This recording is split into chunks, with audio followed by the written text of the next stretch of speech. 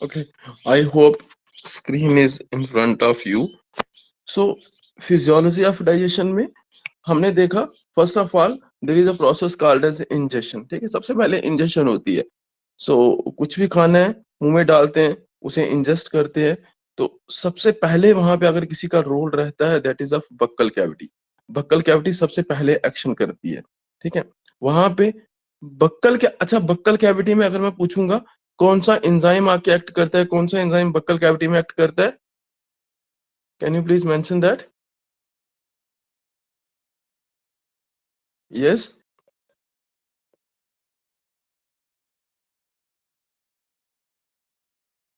Buccal cavity होती है। अगर आप मुंह को खोल के मिरर में देखते हो तो सामने जो स्पेस दिखती है, that is the buccal cavity.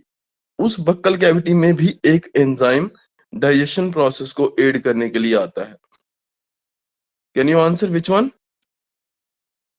Sir amylase, कौन सा amylase? Sulphuric amylase. Salivary amylase. ठीक है, so sorry, salivary amylase in the buccal cavity. ठीक है, बक्कल कैविटी में सलाइवा है तो सलाइवरी अमाइलेज वहां से आता है, वो काम करता है। ओके, सो उसके बाद में स्टमक में डाइजेशन चलती है। ठीक है, देन इंटेस्टाइन में चलती है। तो उस तरीके से डाइजेशन की प्रोसेस कंटिन्यू होती है। अब हमने कार्बोहाइड्रेट्स में देखा, एक बार रिव्यू करूंगा कार्बोहाइड्रेट्स को, आप कल पूरा पढ़ चुके हो तो मेरे साथ साथ रिवाइज करिएगा। कार्बोहाइड्रेट्स की डाइजेशन में आपने देखा, first of all there are three types of carbohydrates. ठीक है, पॉलीसेक्राइड्स, ओलिगोसेक्राइड्स, डाइसेक्राइड्स। उन सब में भी यू मस्ट नो पॉलीसेक्राइड्स में कौन आता है, ओलिगो में कौन आता है, डाइसेक्राइड में कौन आता है। जैसे आपने पॉलीसेक्राइड में देखा, ठीक है, this one is a polysaccharide. उसमें देखा स्टार्च, ग्लाइकोजन, सेलुलोज, ये पॉलीसेक्राइड्स थे। Oligosaccharides just like dextrin. Disaccharides जिसमें सुक्रोज आता है, लैक्टोज आता है। Sucrose is your cane sugar and lactose is your milk sugar. Now क्या होता है, ये जो कार्बोहाइड्रेट्स थे, इन कार्बोहाइड्रेट्स को डाइजेस्ट करने के लिए कुछ एंजाइम्स आएंगे। उन एंजाइम्स को कार्बोहाइड्रेजेस बोलते हैं। ठीक है, वो आप अलग अलग एंजाइम के नाम पढ़े आपने। तो कार्बोहाइड्रेजेस आते हैं, इनको कन्वर्ट करते हैं, इनको तोड़ते हैं कुछ सिंपलर फॉर्म में, लाइक मोनोसेक्राइड्स में। और उन मोनोसेक्राइड्स में हमारे पास जो प्रोडक्ट बन के आता है, this is the glucose, this is the fructose and this is galactose. ठीक है, ग्लूकोज, फ्रक्टोज और गैलेक्टोज हमारे पास बन के आएंगे कब? जब ये जो कॉम्प्लेक्स कार्बोहाइड्रेट्स हैं ये सिंपलर में कन्वर्ट हो जाएंगे, यानी कि जब पॉलीसेक्राइड्स, ओलिगोसेक्राइड्स और डाइसेक्राइड्स टूट के मोनोसेक्राइड्स बनेंगे। So these are the monosaccharides. These are the simpler forms, that is glucose, fructose, and galactose. Okay. अब बक्कल कैविटी में आपने देखा कुछ एंजाइम होंगे, वो भी ब्रेक डाउन करेगा। अब सलाइवरी अमाइलेज आता था, वो ब्रेक डाउन करता था किसको? इसी कम्प्लेक्स वाले को, स्टार्च एंड।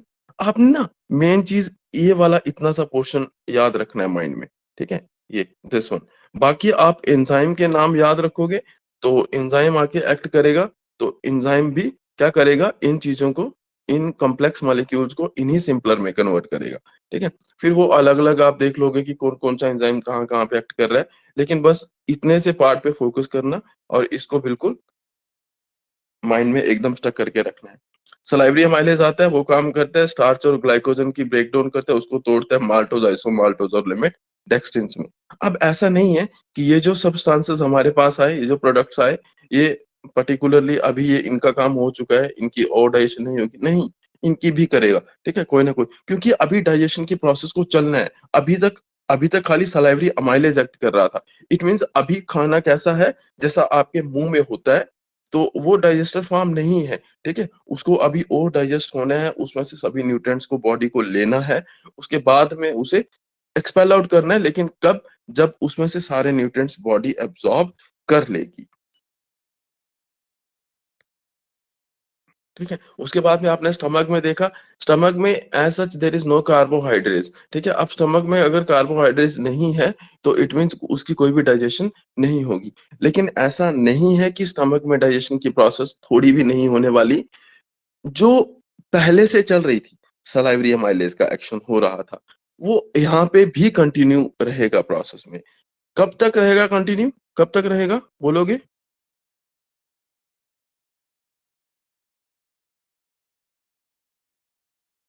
हाँ जी,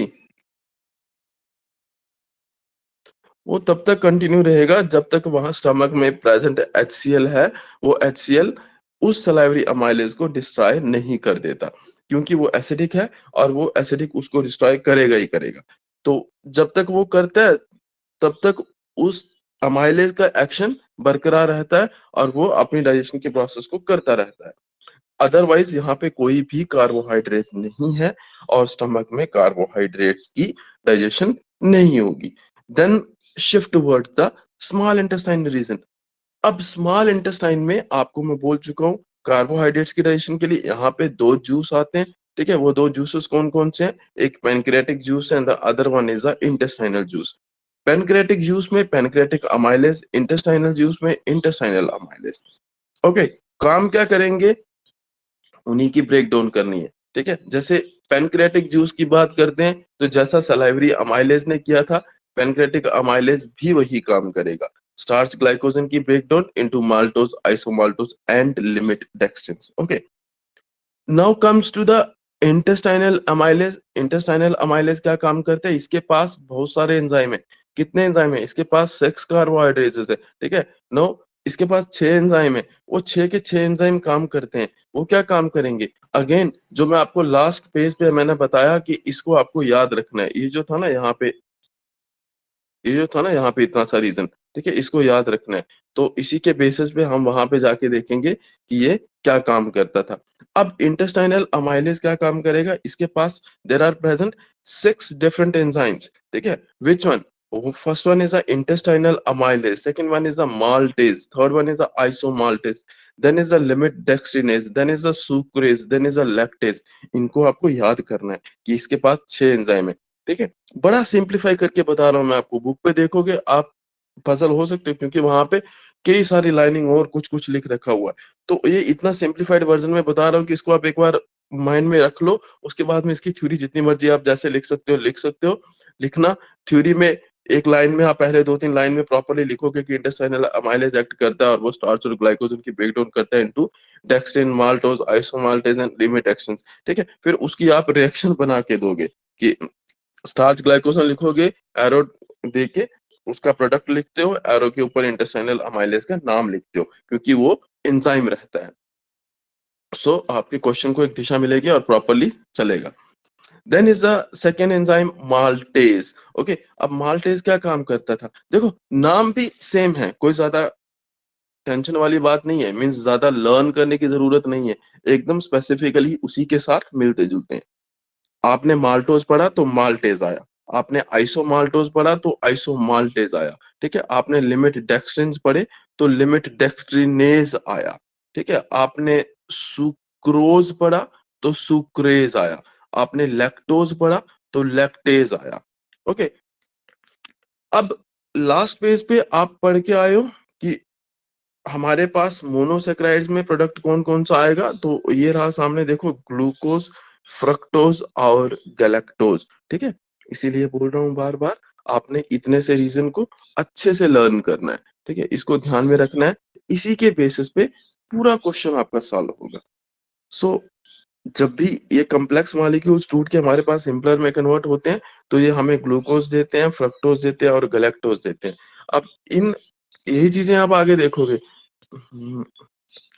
ठीक है, यही चीज आप यहाँ पे देखोगे कि हमारे पास ग्लूकोज आएगा, हमारे पास फ्रक्टोज आएगा, हमारे पास गैलेक्टोज आएगा। ठीक है, ग्लूकोज, फ्रक्टोज, गैलेक्टोज। देखो, ये ग्लूकोज, फ्रक्टोज, गैलेक्टोज कैसे बनता है? इंटेस्टाइनल अमाइलेज ने काम किया तो उसने तो अगेन डेक्स्ट्रिन्स बनाए, माल्टोज बनाया, आइसोमाल्टोज बनाया, प्लस लिमिट डेक्स्ट्रिन्स बनाए। अब इनकी भी फर्दर ब्रेक डाउन होनी है। ठीक है, इनको भी सिंपल में कन्वर्ट होना है।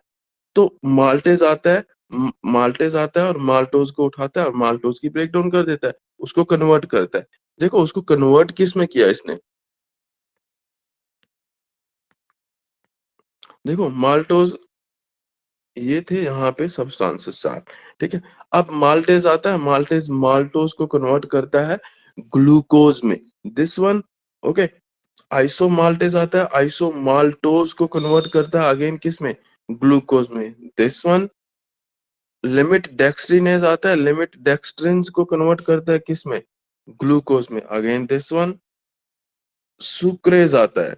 सुक्रेज क्या करता है, सुक्रोज को कन्वर्ट करता है किसमें, glucose plus fructose, this one plus this one, ठीक है। सुक्रोज कन्वर्ट होता है ग्लूकोज प्लस फ्रक्टोज में। तो उसके बाद में लैक्टेज आता है, लैक्टोज को कन्वर्ट करता है किसमें, again glucose plus galactose, this one and this one, ठीक है। सो हमारे पास कार्बोहाइड्रेट्स की डाइजेशन के बाद में स्मॉल इंटेस्टाइन में जो प्रोडक्ट निकल के आते हैं, they are the glucose, they are the fructose and they are the galactose. So कहीं पे भी आपको छोटा क्वेश्चन भी आ सकता है, ठीक है, स्मॉल आंसर टाइप क्वेश्चन आ सकता है, 1 मार्क का आए और 2 मार्क्स का आए, या कहीं पे आप कोई कॉम्पिटिटिव देते हो तो वहां पे आपको मल्टीपल चॉइस एमसीक्यू आ सकता है, जिसमें पूछा जा सकता है कि ह्यूमन बॉडी में जब कार्बोहाइड्रेट्स की डाइजेशन होती है तो वो किन सिंपलर मॉलिक्यूल्स में कन्वर्ट होते हैं। तो उसका आंसर रहेगा glucose fructose plus galactose. Okay, now these substances they are absorbable, ठीक है। अब ये सब्सटेंसेस एब्जॉर्बेबल हैं, मींस आपने बढ़िया सा भोजन किया, अच्छा अच्छा खाना खाया, तो इज इट सो कि वो आपकी बॉडी में जाके लगने वाला है खुद से, नो। जब तक हमारी बॉडी, जब तक बॉडी में इन प्रेजेंट एंजाइम्स उनको डाइजेस्ट नहीं करते, ठीक है, जब तक उसकी प्रॉपर डाइजेशन नहीं होती, जब तक वो सिंपलर मॉलिक्यूल्स में, उन सिंपलर मॉलिक्यूल्स में जिन सिंपलर मॉलिक्यूल्स को हमारी बॉडी बहुत इजीली एब्जॉर्ब कर सकती है, कन्वर्ट नहीं होंगे, तब तक उनका कोई फायदा नहीं है बॉडी में, ठीक है। सो इसी के लिए एंजाइम्स का एक्शन होगा, एंजाइमेटिक एक्शन उनके ऊपर होगा, और उस एक्शन के बाद में वो एंजाइम्स उनको कन्वर्ट करेंगे कुछ सिंपलर मॉलिक्यूल्स में, like glucose fructose and galactose. कौन, अब यहाँ पे ग्लूकोज फ्रक्टोज और गैलेक्टोज में किसकी कन्वर्शन हो रही है, किसकी हो रही है,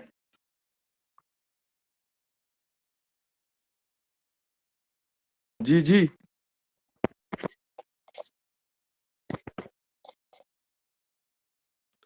कौन कन्वर्ट हो रहा है यहाँ पे इनमें, बेटा आई होप आपको समझ आ रही हो, ठीक है।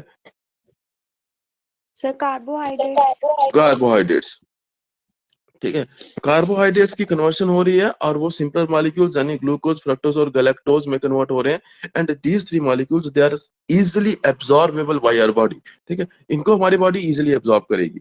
सो अल्टीमेटली कार्बोहाइड्रेट्स की डाइजेशन होगी क्योंकि वो उसने सिंपलर मॉलिक्यूल्स डाइजेस्ट करने के बाद में हमारे बॉडी में बना दिए, जिन्हें अब हमारी बॉडी इजीली एब्जॉर्ब कर लेगी। अब ये ग्लूकोज बॉडी में जाएगा, ठीक है, फ्रक्टोज आएगा, गैलेक्टोज आएगा, और वो बॉडी को क्या देंगे, एनर्जी प्रोवाइड करेंगे। आपने, आपके सिलेबस में कहीं था, आई थिंक नेक्स्ट सेम में, जब आप सेकंड सेम में, मुझे भूल रहा है, लेकिन जब इसी सेम में कहीं पढ़ोगे, आई थिंक इसी में आएगा, आई एम फॉरगेटिंग, ग्लाइकोलिसिस आप पढ़ोगे, ठीक है, ग्लाइकोलिसिस पढ़ोगे बायोकेमिस्ट्री में, तो उसमें आप देखोगे अब इस ग्लूकोज की ब्रेकडाउन, इसकी भी ब्रेकडाउन करनी है, लेकिन इसकी ब्रेकडाउन अलग साइकिल से होगी, दैट इज अ ग्लाइकोलिसिस। अगर बायोकेमिस्ट्री इसी सिलेबस में होगा तो इसी में हम लोग पढ़ेंगे, ठीक है, अगर नहीं होगा तो नेक्स्ट सेम में होगा, वहां पे हम लोग पढ़ेंगे।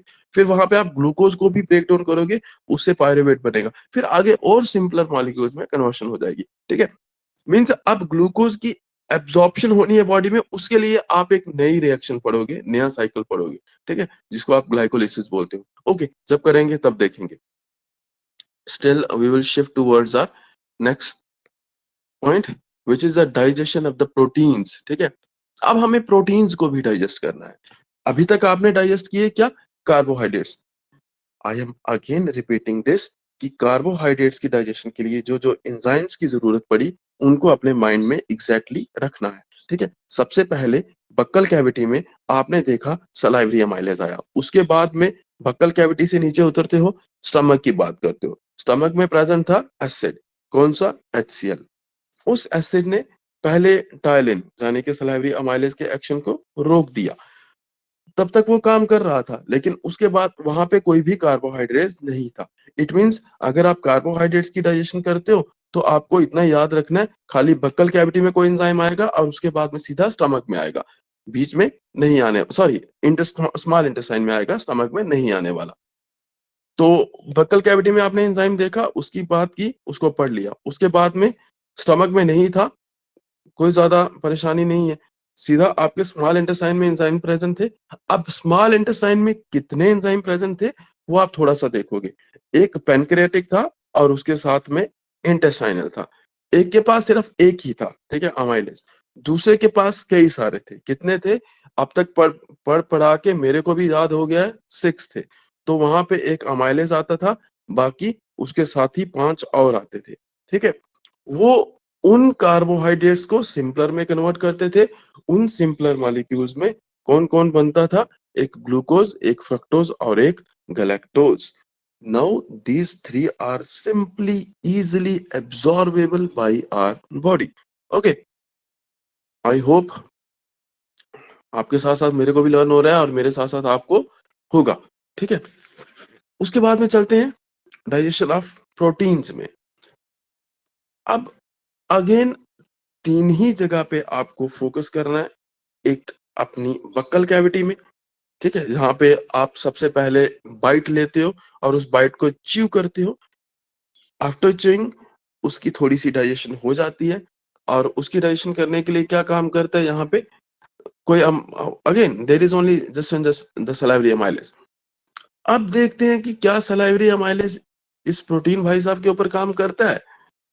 अब जो प्रोटीन्स होते हैं ना, उनकी डाइजेशन करने के लिए जो एंजाइम्स काम करेंगे, no they are not the carbohydrates, okay, now they are the proteases, ठीक है। अब उनके लिए प्रोटीएजेस की जरूरत है, ये प्रोटीएजेस काम करेंगे, है ना। These are also termed as peptidases. इनको पेप्टाइडेजेस भी बोलते हैं, इनको प्रोटीएजेस बोलते हैं। अब प्रोटीन्स की डाइजेशन होगी तो हमारे पास क्या बनेगा? ये क्या लिखा है मैंने आगे? ए, क्या है ये? अगर प्रोटीन्स डाइजेस्ट होंगे तो प्रोटीन से कुछ बनेगा। I have written here AAS। What is this AAS?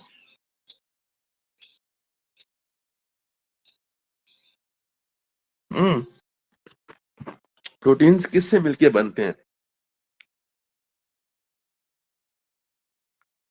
They are the amino acids, ठीक है। प्रोटीन्स टूटेंगे तो हमारे पास अमाइनो एसिड्स आएंगे। अब प्रोटीन्स को तोड़ने के लिए, प्रोटीन्स की डाइजेशन करने के लिए हमारे पास कुछ एंजाइम होने चाहिए, and those enzymes they are called as proteases. क्या बोलते हैं उनको? प्रोटीएजेस, ठीक है। आपने याद रखना है, कार्बोहाइड्रेट्स की डाइजेशन की थी तो हमारे पास कार्बोहाइड्रेजेस की जरूरत थी। कार्बोहाइड्रेजेस कौन कौन थे वो आपने पढ़ लिए, ठीक है। अब मैं उस चैप्टर को क्लोज करूंगा, उसको बीच में नहीं लेके आऊंगा कार्बोहाइड्रेट्स को, ओके। अब हम प्रोटीन्स की डाइजेशन करेंगे, और उन प्रोटीन्स की डाइजेशन में हमारे पास कुछ एंजाइम होने चाहिए जिनका नाम है proteases, are they are also called as the peptidases. Hope आपकी कॉपी खुली हो, आपका पेन चल रहा हो और आप वहां पे कुछ नोट कर रहे होंगे। I can hope this, okay. Now मुंह में था सलाइवा, लेकिन सलाइवा के पास प्रोटीएजेस नहीं है। अगर सलाइवा के पास प्रोटीएजेस नहीं है तो मुंह में जितना मर्जी खाना चबा लो, प्रोटीन्स नहीं टूटने वाले, ठीक है। याद रखना, मुंह में जितना मर्जी च्यू कर रहे हो, आप अच्छे से चबा के खा रहे हो, तो इट डजंट मीन कि आपकी प्रोटीन्स की डाइजेशन हो रही है। क्यों? क्योंकि सलाइवा के पास कोई भी प्रोटीएजेस नहीं है। It means proteins as such हमारी बॉडी में जा रहे हैं, उनकी डाइजेशन नहीं हो रही है। प्रोटीन्स की डाइजेशन स्टार्ट होती है in the stomach region and in the end it will continue in the small intestine region, okay. अब देखते हैं कि के अब देखेंगे इसके आगे कि स्टमक रीजन में क्या होता है और स्मॉल इंटेस्टाइन में क्या होता है, ठीक है। थोड़ा सा ध्यान दीजिए, स्टमक रीजन में और इंटेस्टाइन में, हम पहले स्टमक की बात करते हैं। वहां पे फर्स्ट ऑफ ऑल ये जो हमने फूड इनटेक किया है, इंजेस्ट किया है, उसमें कुछ चेंजेस आती हैं। They may be the mechanical changes, they may be the chemical changes, ठीक है। मैकेनिकली उनकी ब्रेकडाउन होती है, ठीक है, और केमिकली भी उसके ऊपर कुछ एक्शन होगा। तो उस एक्शन में देखें कि कौन कौन वहां पे एक्ट करता है और वो क्या क्या काम करता है।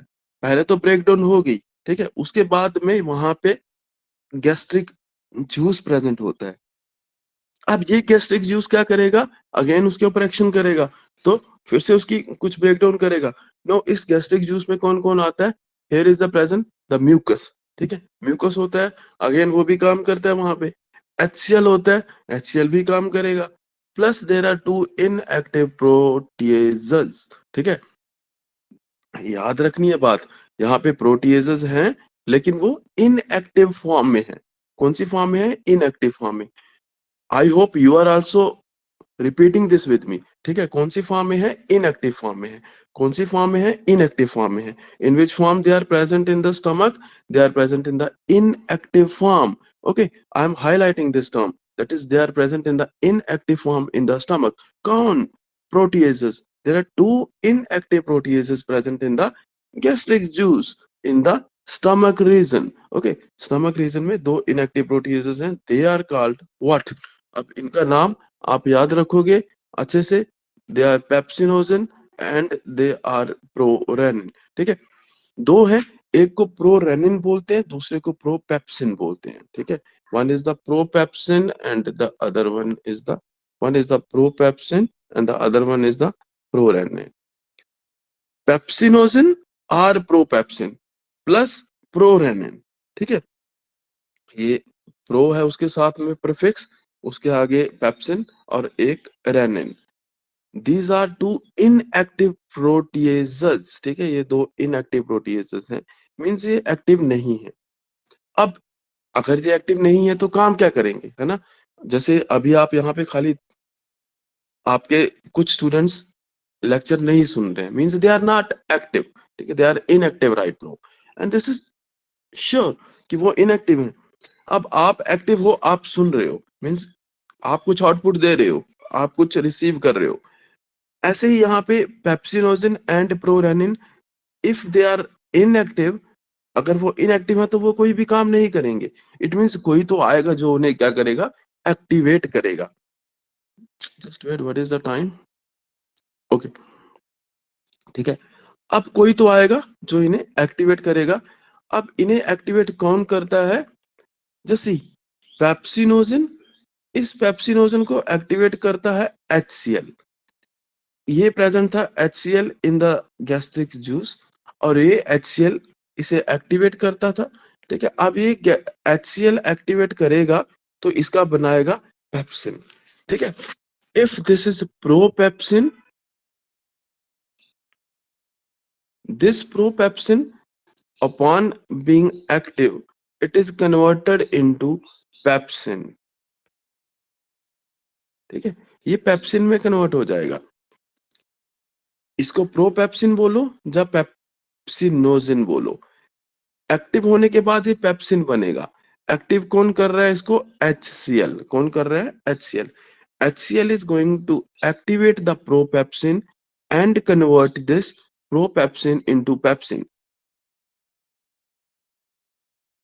एक बार HCl ने प्रोपेप्सिन या पेप्सिनोजन को कन्वर्ट कर दिया पेप्सिन में, उसके बाद क्या होगा, जो बाकी के बचे पेप्सिनोजन होंगे, ठीक है, किसी एक को एक्टिवेट कर दिया, बाकी के बचे पेप्सिनोजन्स को कौन एक्टिवेट करेगा, पेप्सिन करेगा। And this process of activating the pepsinogen by pepsin itself, this is called as the autocatalytic reaction, ठीक है। अब ये ऑटोकैटालिटिक रिएक्शन होगा कि एक एक्टिवेट हो जाता है, एक को एक्टिवेट कर दिया जाता है HCl के द्वारा, अब वो जाके बाकी वालों को उठा देता है, ठीक है। जैसे मैं अगर बोलूं सुबह 6 बजे क्लास लेनी है, तो होप सो मेरे मैसेज के थ्रू कोई एक जाग जाए, मेरे को पता चल जाए कि एक जाग गया है, तो मैं उसको बोलूंगा कि बाकी वालों को भी आपने जगाना है। तो हो सकता है वो सच में बाकी वालों को कॉल करे, टेक्स्ट करे, जैसे भी वो जगा दे। दैट मीन्स वही प्रोसेस यहाँ पे हो रही है कि first of all HCl is going to activate the propepsin or pepsinogen, whatever you can say, and convert this into pepsin, and then the pepsin itself is going to activate the rest of the pepsinogen, the rest of the propepsin into pepsin। Okay, अब जब pepsin activate हो जाता है तो pepsin जाके काम करता है, ठीक है। पेप्सिन किसके ऊपर काम करता है, पेप्सिन जाके प्रोटीन्स पे एक्ट करता है, ठीक है। पेप्सिन जाके प्रोटीन्स पे एक्ट करता है और ये प्रोटीन्स को कन्वर्ट करता है प्रोटियोजेस और पेप्टोन्स को, जिनको पेप्टाइड्स भी बोलते हैं। Okay, I hope you are getting this well. अगर कुछ भी प्रॉब्लम हो, you can freely ask me right now, I am going to repeat this. So pepsin act करता है प्रोटीन्स पे और इनको कन्वर्ट करता है प्रोटियोजेस प्लस पेप्टोन्स में, ठीक है, which you can also say peptides. Now pepsin ने एक्शन कर दिया, ठीक है, प्रोटीन्स को कन्वर्ट कर दिया। आपका काम क्या था? आपका काम था प्रोटीन्स का क्या बनाना? Amino acids. सो अभी तक क्या बना है? प्रोटीन से प्रोटियोजेस बने हैं और पेप्टोन्स बने हैं, ठीक है। याद रखिएगा, अभी तक अमीनो एसिड्स नहीं बने हैं, ठीक है, लेकिन हमें क्या बनाने हैं? Amino acids. So amino acids को बनाने के लिए इनकी और कन्वर्शन होगी, ठीक है, ये फिर से कन्वर्ट होंगे, यानी कि इन पे और कोई एंजाइम कुछ आके एक्शन करेगा तो इनके सिंपलर फॉर्म बिल्कुल, that is the amino acids बनेंगे। उसके बाद देखते हैं प्रोरेनिन, ठीक है। आपने दो इनएक्टिव प्रोटीएजेस पढ़े, कहां पे? गैस्ट्रिक यूज में, यानी कि आप स्टमक की बात कर रहे हो, ठीक है। अब स्टमक में देख रहे हैं, आप स्टमक की बात कर रहे हो और आप डाइजेशन कर रहे हो प्रोटीन्स की। स्टमक में आपको दो एंजाइम दिखते हैं, इनएक्टिव प्रोटीएजेस प्लस HCl था, म्यूकस था, वो भी काम करते थे, उन्होंने भी हेल्प की क्या करने में? प्रोटीन्स की डाइजेशन करने में, ठीक है। डाइजेशन को इनिशिएट किया उन्होंने भी, लेकिन उसके बाद में आपके पास कुछ एंजाइम्स होने चाहिए और उन एंजाइम्स का एक्शन होगा तो अल्टीमेटली वो जाके काम करेगा, प्रोटीन्स को तोड़ेंगे। तो हमारे पास दो एंजाइम थे लेकिन इनएक्टिव फॉर्म में थे। कौन कौन से? आई होप आपके माइंड में भी अभी ये नाम होंगे। One is the pepsinogen, that is the propepsin, and the other one is the prorenin.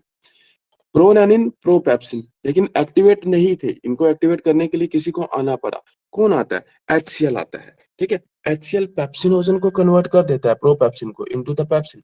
Again HCl is going to do its action on the prorenin also and going to convert this prorenin into renin, ठीक है। उसी के साथ साथ HCl prorenin पे भी action करता है और उसको भी रेनिन में कन्वर्ट करता है। Again, there also occurs the autocatalytic reaction. Renin is going to activate the rest of the prorenin into the renin, ठीक है। अब रेनिन और किस पे काम करता है? केजिन पे काम करता है और केजिन का पैराकेजिन बनता है, ठीक है, प्लस वे प्रोटीन्स बनते हैं। वे प्रोटीन्स का नाम सुना होगा, ठीक है। जितने भी आप देखते हो पाउडर फॉर्म में, ये कुछ जो जिमिंग करते हैं, प्रोटीन्स लेते हैं, they are the whey proteins. दूध फट जाता है, ठीक है, तो उसके बाद वो उसका जो लिक्विड पानी पानी आप देखते हो लिक्विड सा, वो वे प्रोटीन्स बनाते हैं। वही एक्शन यहाँ पे हो रहा है, ठीक है। केजिन जिसके ऊपर रेनिन एक्शन करता है, पैराकेजिन बनाता है प्लस वे प्रोटीन्स, ठीक है। पैराकेजिन उसके साथ कैल्शियम बाइंड करता है, कैल्शियम पैराकेजिनेट बनाता है। अब इसके ऊपर अगेन पेप्सिन एक्ट करता है और वो पेप्टोन्स बना देते हैं, ठीक है। याद रखिएगा कि अब तक हमारे पास, देखो, यहाँ पे भी प्रोटीएजेस और पेप्टोन्स बने, यहाँ पे भी पेप्टोन्स बने, ठीक है। इन पेप्टोन्स को, इनको आगे जाके फिर से सिंप्लीफाई किया जाएगा। तो आगे देखते हैं क्या होता है। Okay, I hope you are getting this. Stomach में म्यूकस HCl के साथ दो इनएक्टिव प्रोटीएजेस रहते हैं।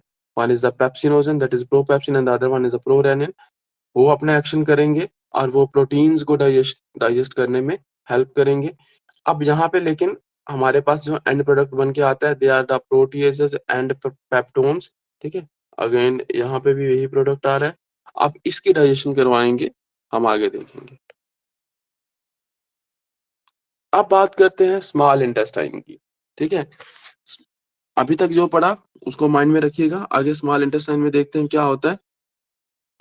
अब स्मॉल इंटेस्टाइन में देर आर 3 डिफरेंट थिंग्स, ठीक है। One is the bile juice, one is the pancreatic juice, one is the intestinal juice. जैसा आपने पहले भी पढ़ा है, ठीक है। पेनक्रियाटिक जूस आप पहले भी पढ़ के आए हो, किसमें? कार्बोहाइड्रेट्स में। इंटेस्टाइनल जूस आपने पहले भी पढ़ा किसमें? कार्बोहाइड्रेट्स में। लेकिन ये बाइल आपने नहीं पढ़ा था, अब यहाँ पे बाइल को भी देख। बाइल जूस, इसके पास कोई एंजाइम नहीं है। क्या नहीं है? There is no enzyme with the bile juice which is going to act upon the proteins and simplify this. So अगर इसके पास कोई एंजाइम नहीं है तो ये भाई साहब प्रोटीन्स पे कोई भी एक्शन करने के काबिल नहीं होंगे। इट मींस बाइल जी प्रोटीन्स पे कोई भी एक्शन नहीं करेंगे, तो इस लाइन को तो निकाल दो ना, है ना। ये शीट पे 2 लाइनें लिखने के लिए काम आ जाएंगी आपको बाइल के लिए कि there is no enzyme present over here, so there is no action on the proteins by the bile. Okay, तो 2 लाइनें बन गई, एक आप ऐसे ही छोड़ लोगे तो 3 बन गई। Okay, then come to the next one, that is the pancreatic juice. Jokes apart, ठीक है, इनको समझना है। पैनक्रियाटिक जूस में now there are 3 proteases but again they are also inactive, ठीक है। वो अगेन क्या है, यहाँ पे भी इनएक्टिव फॉर्म में बैठे हुए हैं। कौन कौन से? They are the trypsinogen, they are the chymotrypsinogen and they are the procarboxypeptidases. Okay, don't get confused over there, terms हैं लेकिन इतनी भी टफ नहीं है, ठीक है। इवन के आपने ये सब कुछ अगर पढ़ा हो तो आपने प्रीवियस क्लासेस में भी पढ़ा होगा, ठीक है। ये स्कूलिंग की क्लासेस में भी है, सेम टॉपिक आपके +1 और +2 उसमें रहेगा। तो सेम चीज यहाँ पे आप थोड़ा सा डिटेल में देखते हो, लेकिन हो सकता है इतना डिटेल में वहां पे नहीं पढ़ा हो, जो ध्यान नहीं दिया हो, लेकिन the topic itself is exactly the same what you have already read in your schooling. So there are 3 inactive proteases in the pancreatic juice. They are trypsinogen, they are chymotrypsinogen and they are procarboxypeptidases. Okay, आप trypsinogen की बात करते हैं, उसको कोई enzyme आके act करेगा, तो जैसे आप पहले पढ़ा ट्रिप्सिनोजन था, उसको कन्वर्ट होने के बाद में वो ट्रिप्सिनोजन बना क्या? ट्रिप्सिन। लेकिन तब वो स्टमक में था, तो स्टमक में उसको कन्वर्ट किसने किया था? HCl ने। अब आप स्मॉल इंटेस्टाइन में हो, स्मॉल इंटेस्टाइन में acid HCl is not present है। अगर वो प्रेजेंट नहीं है तो उसको कोई एंजाइम आके चेंज करेगा। ओके, चलो इसको थोड़ा सा बाद में बताता हूँ, पहले देता हूँ ये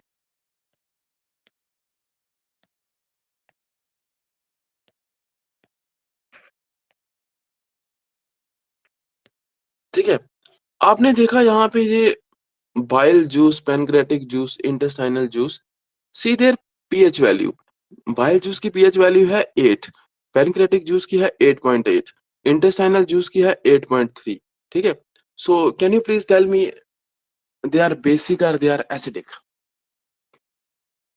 basic, They are basic, okay, good, ठीक है। They are basic means they are alkaline in their nature, ठीक है, they are alkaline। अगर ये अल्कलाइन है तो ये क्या करेंगे? अब ये क्या करता है? ये पेप्सिन के एक्शन को रोक देता है, ठीक है। अब पेप्सिन एक्शन कर रहा था, लेकिन अब सेम चीज यहाँ पे होने वाली है, वापस ट्रिप्सिनोजन ट्रिप्सिन में कन्वर्ट होगा, वो फिर से काम करेगा। मींस पहले वाला रिएक्शन, पहले वाला काम वो यहाँ पे रुकता था, ठीक है। कौन? ये जो अल्कलाइन नेचर होती है इसकी, ये उसे रोक देती है, जो पहले पेप्सिन काम कर रहा था, ठीक है। उसके बाद में आप देखते हो अब यहाँ पे ये कैसे एक्शन करता है। सो पैनक्रेटिक जूस में फिर आगे आप देखते हो there are 3 inactive proteases, trypsinogen, chymotrypsinogen and procarboxypeptidases. Okay, coming forward.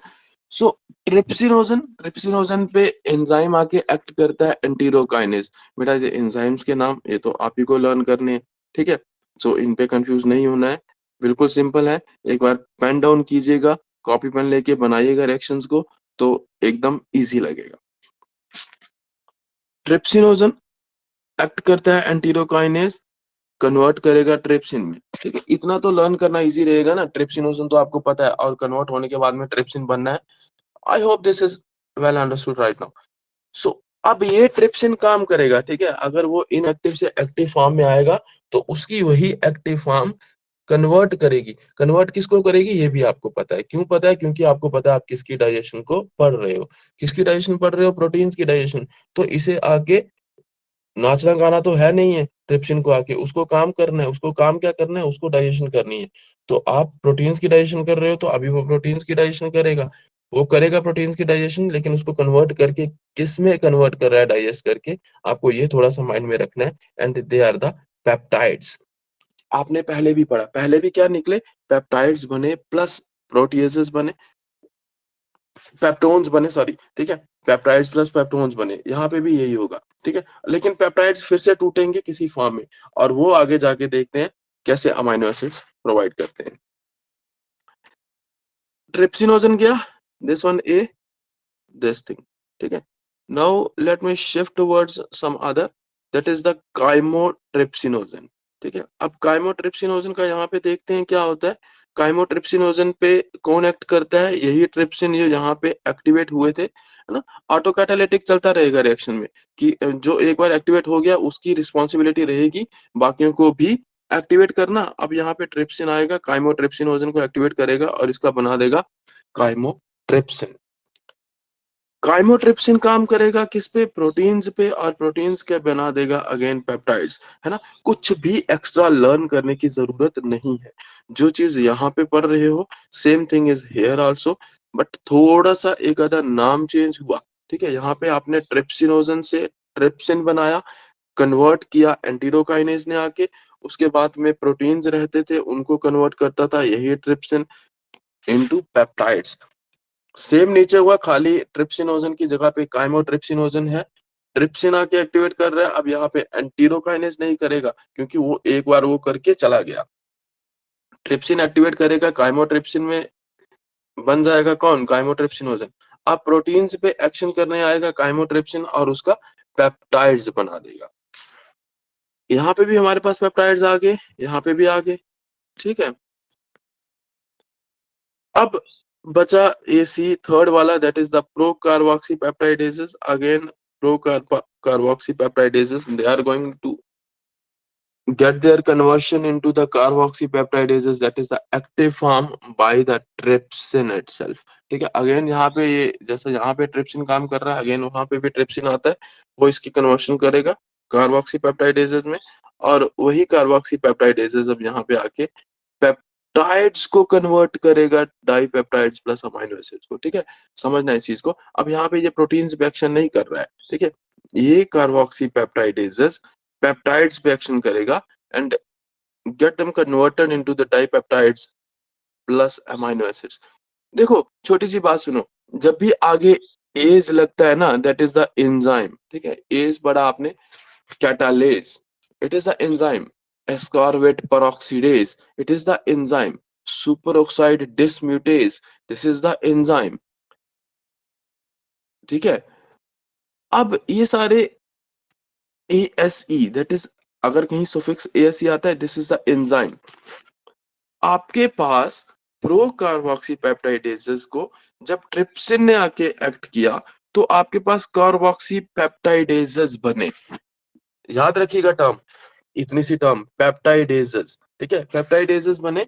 तो आपके पास पेप्टाइड्स ऑलरेडी बने थे, है ना, पेप्टाइड्स बने थे। It means peptidases is going to act upon the peptides as the name itself is indicating, just simply, ठीक है।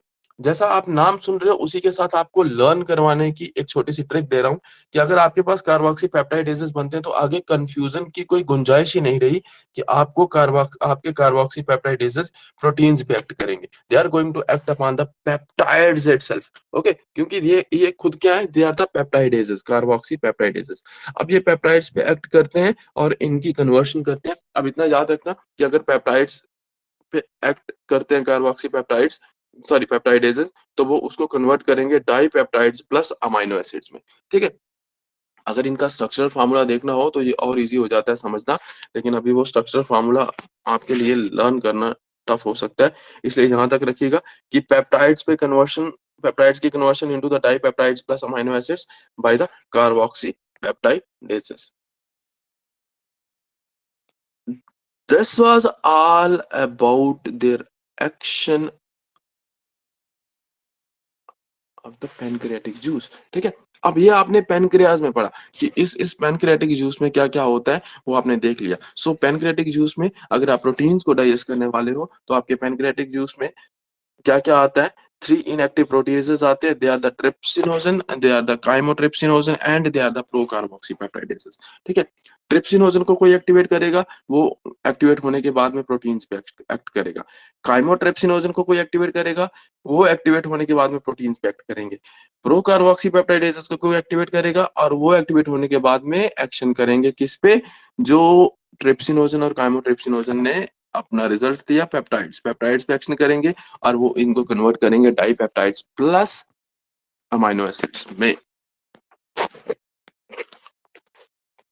ठीक है, अब देखते हैं इंटेस्टाइनल जूस कैसे एक्ट करता है। So there are 2 digestive proteases present in the intestinal juice and they are the amino peptidases and dipeptidases, plus there is one more that is the एंटेरोकाइनेजेस।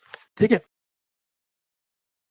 अब अमाइनो पेप्टाइडेजेस क्या काम करता है उसको देखते हैं, डाइपेप्टाइडेजेस क्या काम करता है, एंटेरोकाइनेजेस क्या काम करते हैं। सो पहले इसको देख लेते हैं। जो एंटेरोकाइनेजेस होते हैं ये क्या काम करते हैं, they are the enteropeptidases and they are going to convert the trypsinogen into the trypsin. ठीक है, ये क्या करता है, सिंपली ट्रिप्सिनोजन को ट्रिप्सिन में कन्वर्ट करता है। अब अमाइनो पेप्टाइडेजेस क्या काम करेगा, पीछे आपने पेप्टाइड्स पढ़े, उन पेप्टाइड्स को जैसा कि आप पहले भी पढ़ चुके हो, अभी अभी जस्ट लास्ट पेज पे आपने रिएक्शन पढ़ी थी कि पेप्टाइड्स को कन्वर्ट किया गया, किसमें कन्वर्ट हुए थे, they were converted into the dipeptides plus amino acids. Again here also the same reaction is there, but now reaction करता कौन है, it is the amino peptidases. ठीक है, amino peptidases they are going to convert the peptides into the dipeptides plus amino acids. ठीक है, this one and then now these dipeptides they are going to act upon the dipeptidases। ठीक है, now there the just wait।